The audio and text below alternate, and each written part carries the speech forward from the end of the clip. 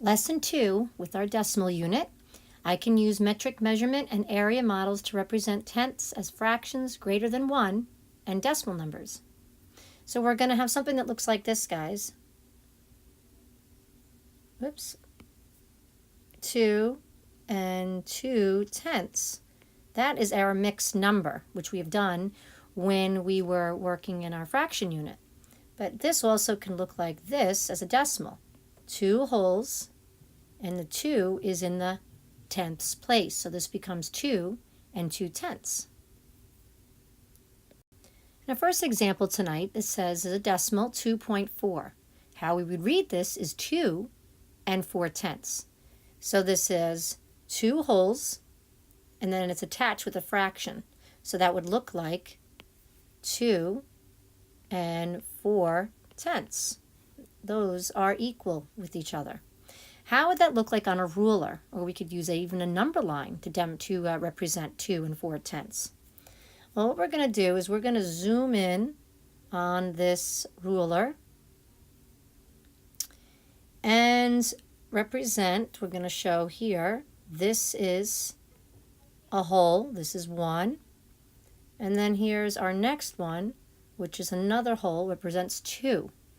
But if you notice, this does not go all the way to 3. So in this little section is basically our little fractions that we have, and fractions and decimals are the same thing. So over here, this huge line in between the 2 and the 3 is our halfway point, which would represent a half, which is really, we would say, 0.5, or as a fraction, a half.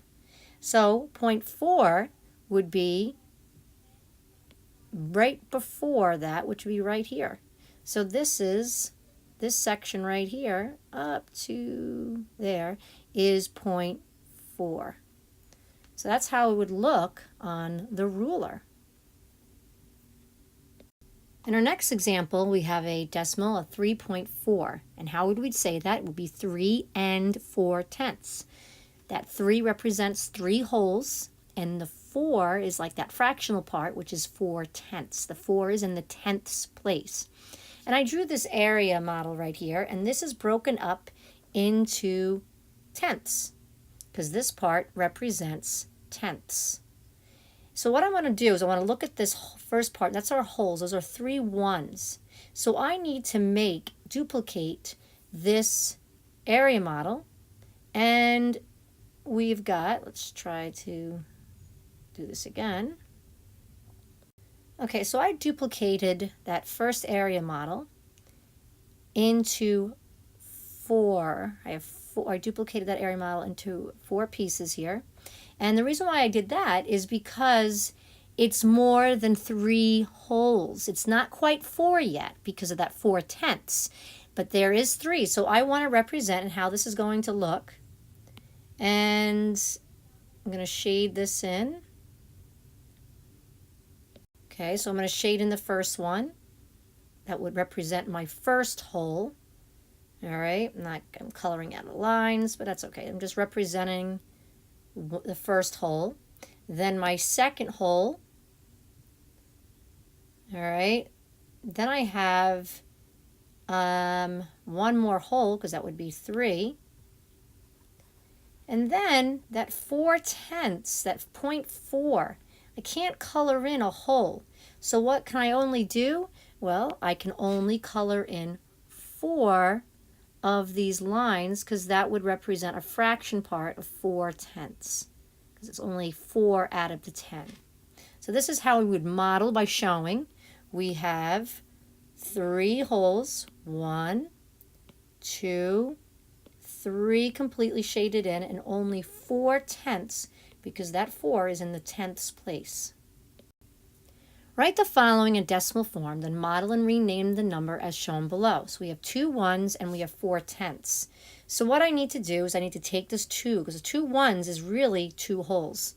So just like I did before, I want to shade in my first one. This represents the first hole, but I still have another hole to shade in because there's 2 ones. So now I have 2 holes, And it only says I can do 4/10. So I can only color in 1, 2, 3, and 4.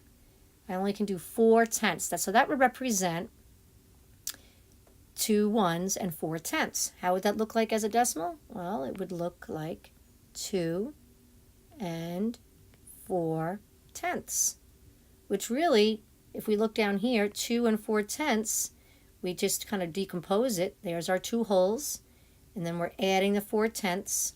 It's the same thing as a decimal, 2 wholes, and the 4/10, which equals 2 and 4/10. All right, we're going to continue now with the mixed number of 1 and 4/10. Now we have a whole, so that would look like this as a decimal, 1 whole, and the 4 is in the tenths place, so we have to put a decimal and put the 4. So that is what 1 and 4/10 looks like as a decimal. How is it going to look like when we color our area models in? Well, we've got 1 whole. We got 1 whole colored in. That represents our whole. But then we have 4/10. So I can only color in 4 of these columns because it's not another whole. It's not 2 wholes. It's 4/10 of 1 whole. So now it's asking you how much more is needed to get to 5, to get to 5 wholes. Well, let's figure this out. We've got 1, 2, 3, 4, 5, 6. So this represents 0.6. And then we've got how many holes left over? Well, we've got 1, whoops, I needed my marker for that one.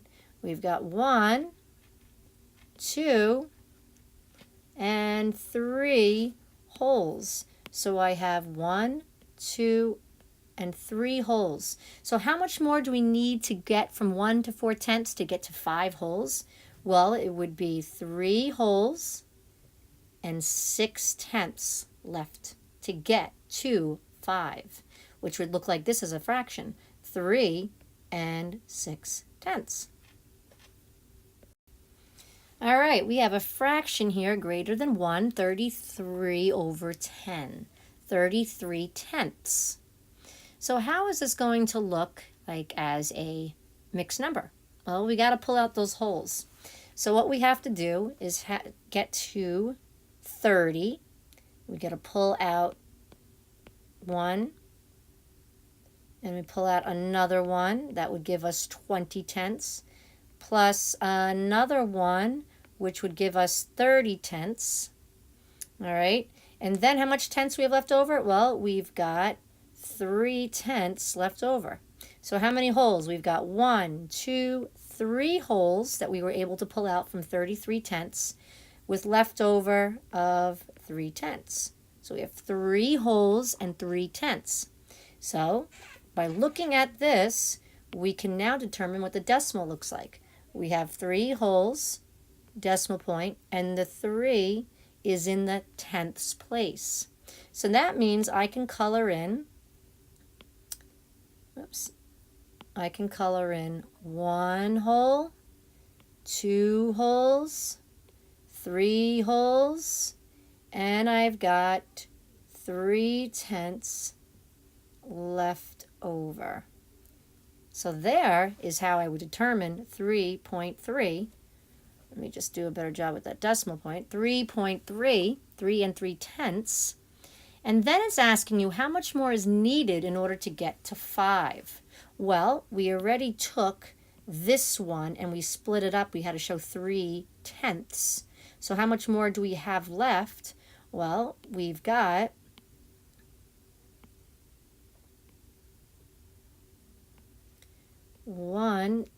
we got 7/10 here, and then 1 hole left over here. So what do we've got? We've got 1 hole and 7/10. So how much more left do we have to get to 5? 1 whole, 0.7, because it's 1 and 7/10.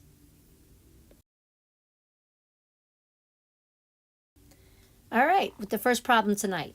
Remember, I want to see your work. I want to see those area models and shaded in tomorrow. I would like you to model 2 7/10 by creating the boxes and shading them in. That's what I want to see tomorrow for your work. And then, what does 2.7 represent as a fraction? Remember, bring your work in tomorrow. Continuing, model 1.4, using the boxes and shading them in. I want to see those area models shaded in tomorrow. And then, what does 1.4 represent as a fraction? Bring in your work tomorrow. Model 2 3/10, using those boxes and shading them in. I want to see those area models completely shaded in and modeling 2.3. And then I want you to show me how much do you need until you get to 5.